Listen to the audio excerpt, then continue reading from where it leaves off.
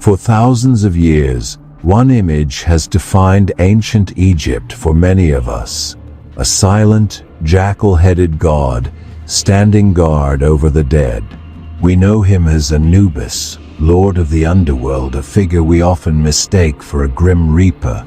But what if the secrets he guarded weren't just for souls in the afterlife? There's a side to Anubis most people have never heard.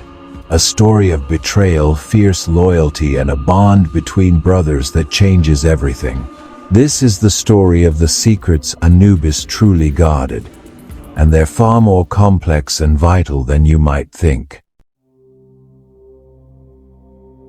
To understand the real Anubis, we have to look past the pop culture image of a dark, scary god of death. To the ancient Egyptians, he was a protector and a guide. His story is woven into one of Egypt's most important myths, the death and resurrection of the king of the gods, Osiris. Osiris was the beloved king of Egypt, but he was murdered by his jealous brother, Set, the god of chaos, in a final brutal act.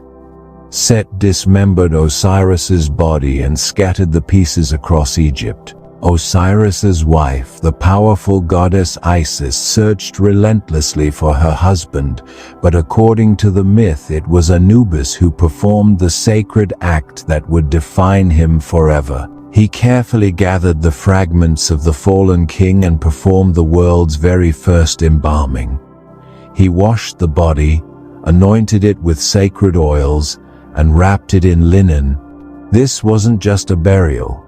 It was the mythic invention of mummification. It was a gift from Anubis to ensure that a body could be preserved, allowing the soul to journey to the afterlife and achieve eternity. In that moment, Anubis wasn't a god of death, but a god who defied the finality of death. He was the protector of the physical form, the guardian who guaranteed every soul a chance at forever. His most famous job, however, took place in the Hall of Two Truths, the celestial courtroom. Here, Anubis presided over the weighing of the heart ceremony. Ancient Egyptians believed the heart was the record of a person's life, all their choices, their kindness, and their failings. Anubis would lead the soul of the deceased to a set of golden scales. On one side, he'd place the person's heart. On the other, the single white feather of Ma'at, the goddess of truth and cosmic order. As the guardian of the scales, Anubis watched intently. If the heart was heavy with sin, it would outweigh the feather, and the soul would be devoured by the monster Ammit, ceasing to exist. But if the heart was as light as the feather, proving a life lived in truth, Anubis would grant that soul passage into the field of reeds, the Egyptian paradise. Through these duties, we see Anubis was never evil. He was a divine protector of the dead and the ultimate guarantor of justice. But these famous roles are just the beginning. To find the real secret Anubis protected, we have to look at a story that reveals a completely different side of him, not just as a god, but as a brother. Beyond the grand myths of gods and kings lies a more intimate story known as the Tale of Two Brothers, dating back over 3,000 years. Now, this is where it gets interesting. The main characters are two mortal brothers, the elder named Anpu, which is the Egyptian name for Anubis, and the younger named Bata. While the character Anpu isn't the god himself, it's no accident that he was given that name. This story reflects the very values of loyalty and justice that the god Anubis represents. In the tale, Anpu was a landowner with a wife, and his younger brother, Bata, lived and worked with him, serving him with the loyalty of a son. The two shared a deep bond, but it was about to be shattered. One day, Anpu's wife tried to seduce the handsome and hard-working Bata. Horrified, Bata furiously rejected her, reminding her she had been like a mother to him and that betraying his brother was unthinkable. Scorned, the wife devised a wicked plan. She bruised herself, tore her clothes, and lied to Anpu, claiming Bata had violently attacked her. Blind with rage, Anpu sharpened his spear and hid, waiting to kill the brother who had betrayed him. As Bata returned from the fields, a cow in his herd magically spoke, warning him of the ambush.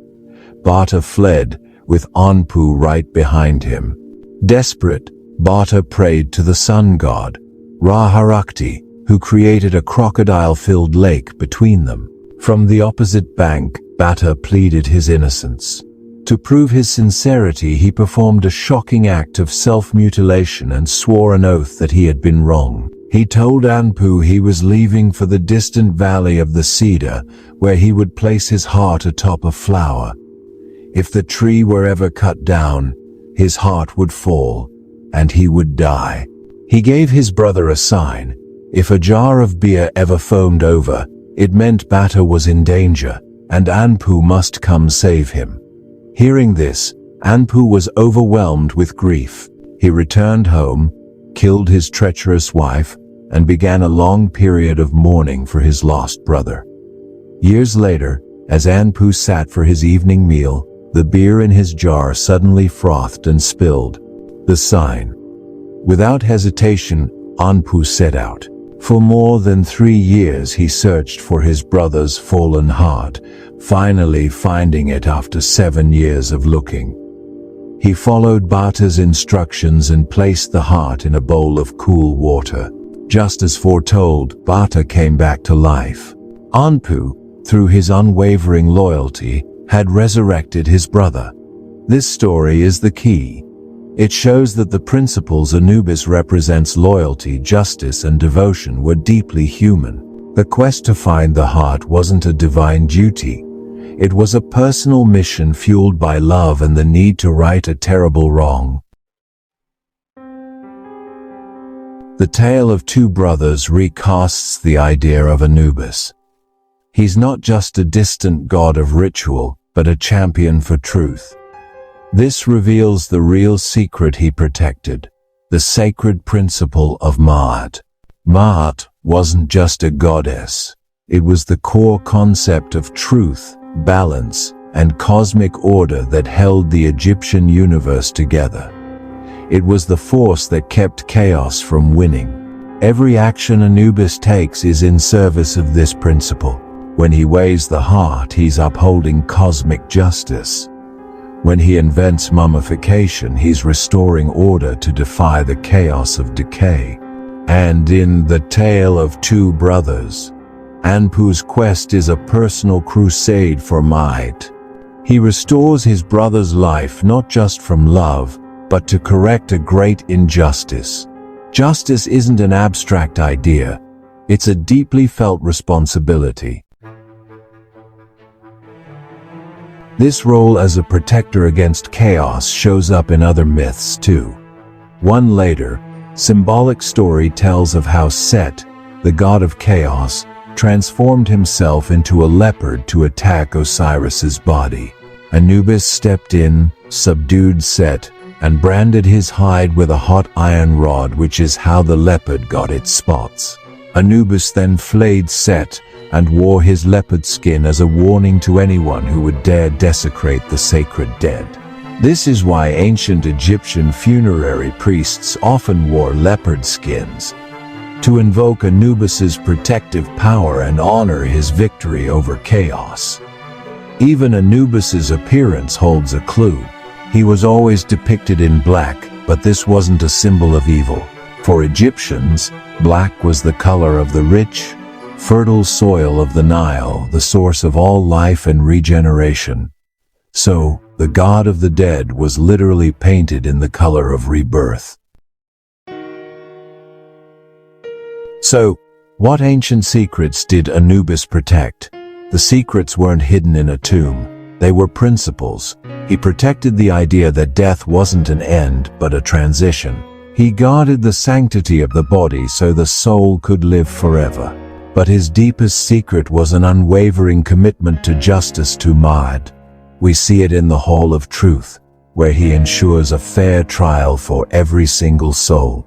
We see it in his mythic battles where he defends the sacred from chaos.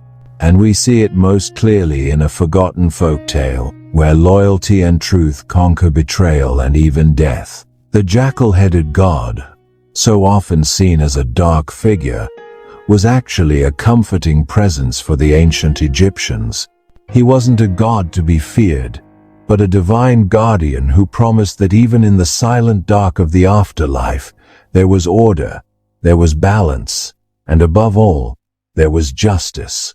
If you found this journey into the world of Anubis compelling, be sure to subscribe and hit the notification bell for more deep dives into the secrets of ancient mythology. Let us know in the comments, which lesser-known deity should we explore next? Thanks for watching.